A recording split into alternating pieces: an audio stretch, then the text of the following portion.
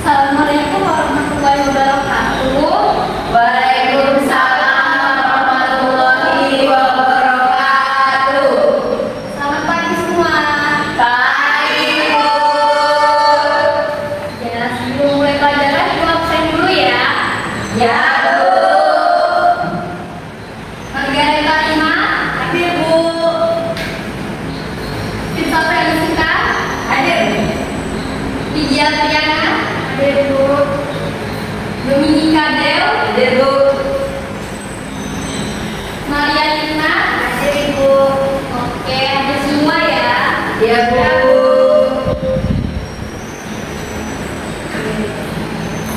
Sebelum itu, ibu mau tanya dulu nih ke kalian. Kalian masih ingat nggak materi kemarin apa? Masih, Bu. Apa? Analisis struktur ekstensif.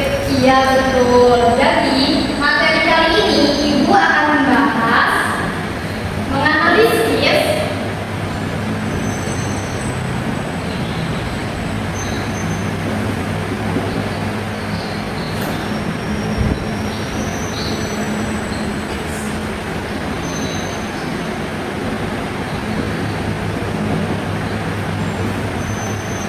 Jadi materi kali ini ibu akan membahas mengenai menganalisis unsur intrinsik.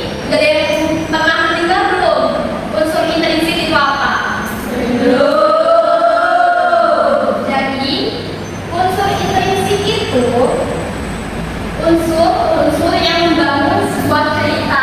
Di sini ada nih. Nah, jadi biasanya tanpa unsur intrinsik itu cerita itu nggak akan berjalan dengan baik. Nah, di sininya ada fungsi. Fungsinya itu untuk mengawasi, mempelajari, untuk menganalisis unsur-unsur yang ada dalam cerita. Nah, komponen utamanya itu ada tema, alur, latar, tokoh, penokohan, amanat, dan juga sudut pandang. Nah, selanjutnya ada tema yang akan kita bahas kali ini. Komponen utamanya yang disebutkan tadi. Tema ini ide pokok atau gagasan yang menjadi landasan sebuah cerita. Nah, tema ini biasanya nggak tertulis secara langsung. Biasanya itu kita harus baca, baru kita tahu. Baca atau menonton, baru kita tahu tema di sebuah cerita itu apa. Misalnya temanya itu tema persahabatan, tema lingkungan, atau keluarga. Selanjutnya di sini ada tokoh dan penokohan. Tokoh ini pelaku dalam sebuah peran atau seseorang yang memainkan peran dalam sebuah cerita itu. Nah, misalnya di sini ada tokoh protagonis dan antagonis. Ada yang tahu nggak protagonis dan antagonis itu apa? Ya, Dominika, silahkan sebutkan protagonis itu apa? Protagonis itu yang baik. Ya betul. Jadi protagonis itu seorang yang memainkan peran yang baik atau bijak. Kalau Margaret yang antagonis itu apa? Orang jahat.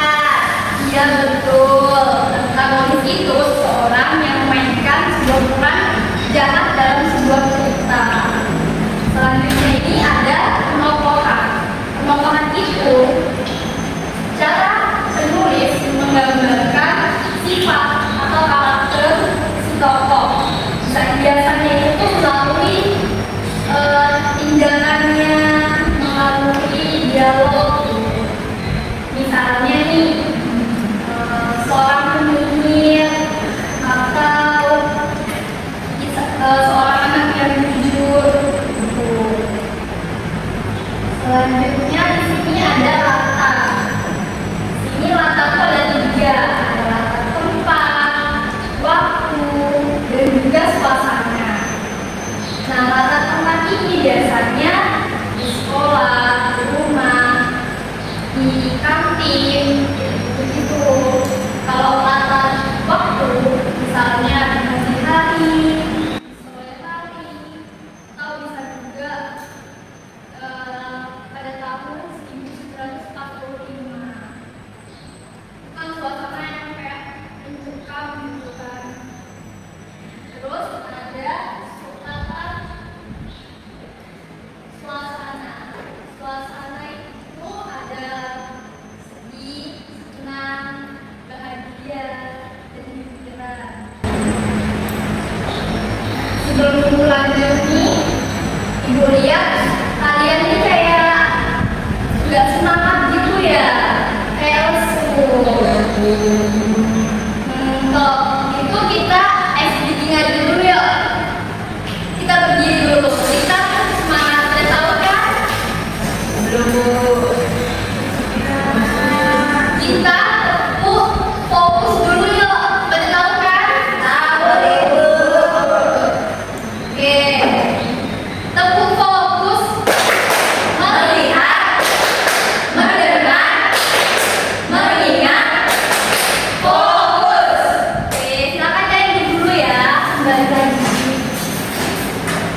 Nah, selanjutnya di sini tuh ada alur. Alur ini perjalanan cerita dari awal sampai akhir. Nah, pertama ini ada eksposisi atau yang biasa kita kenal tuh pengenalan. Biasanya di situ tuh ada menceritakan tentang tokohnya atau tentang latar yang diperkenalkan. Masya Allah. Selanjutnya di sini ada konflik. Di konflik itu biasanya masalah-masalah mulai muncul berdatangan. Selanjutnya itu ada klimaks. Klimaks itu puncak masalahnya. Saat kayak menegangkan, kayak biasanya itu si antagonis kayak bermasalah ya kalau dalam sebuah cerita. Selanjutnya di sini ada resolusi. Biasanya resolusi itu disebut penyelesaian. Penyelesaian itu biasanya masalah-masalah yang mulai terpecahkan. Selanjutnya ini ada akhir. Biasanya ini akhir sebuah cerita. Sudah selesai semuanya, langsung ceritanya ini selesai. Bisa juga ceritanya itu menggantung.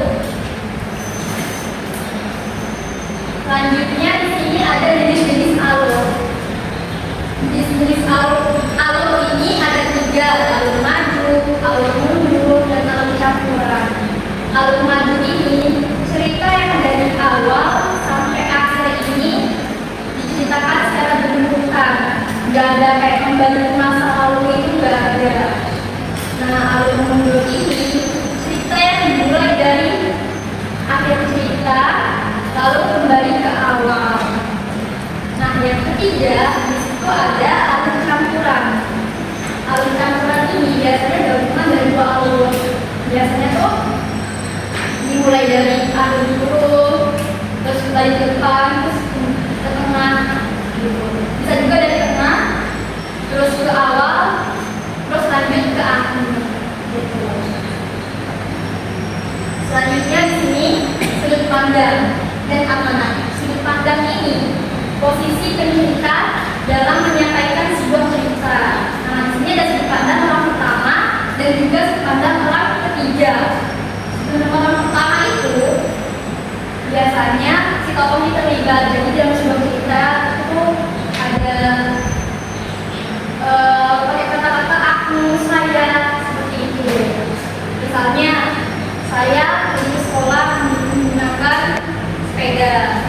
Kemudian sudut pandang orang ketiga. Biasanya sudut pandang orang ketiga ini si pencerita menceritakan ceritanya di luar cerita.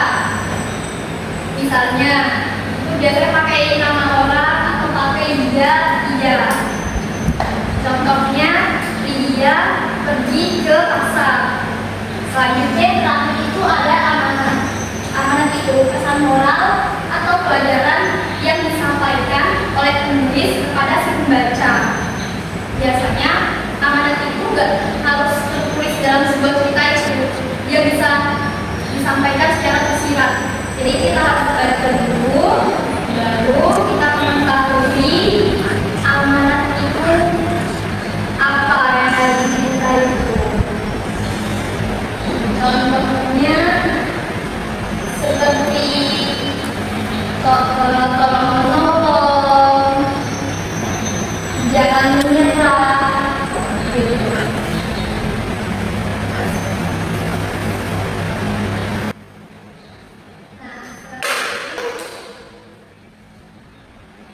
Selanjutnya kita penugasan ya. Ya, Bu.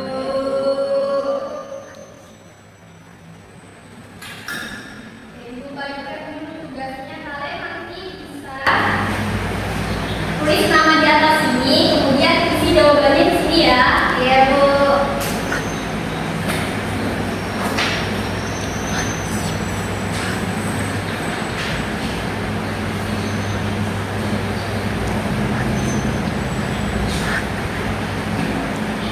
Oke, ibu beri waktu 30 menit untuk menyelesaikan soal-soal yang diberikan ya.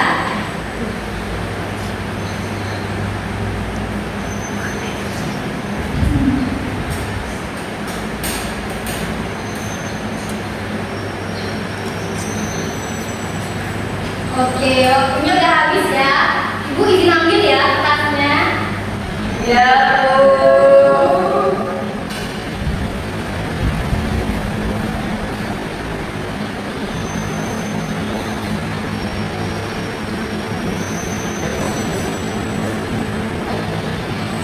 Ya, terima sekali sudah selesai semua. Iya, Bu.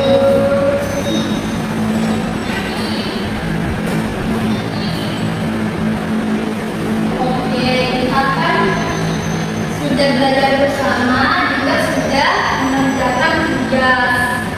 Nah, kita udah sampai di penghujung pembelajaran. Ibu mau nanya nih sekali lagi, masih ada yang ingat gak unsur intrinsik itu apa? Saya, Bu. Iya, Kak. Unsur yang membangun sebuah cerita atau karya sastra dalam cerita. Iya, bagus. Beri aplaus untuk temannya. Nah, kita kan sudah belajar unsur intrinsik. Unsur intrinsik itu betul yang disampaikan sama temannya tadi, yaitu unsur yang membangun sebuah cerita. Yang komponennya itu jadi tema, alur, latar, tokoh dan penokohan, sudut pandang dan keamanan. Nah, oke, itu saja materi dari Ibu.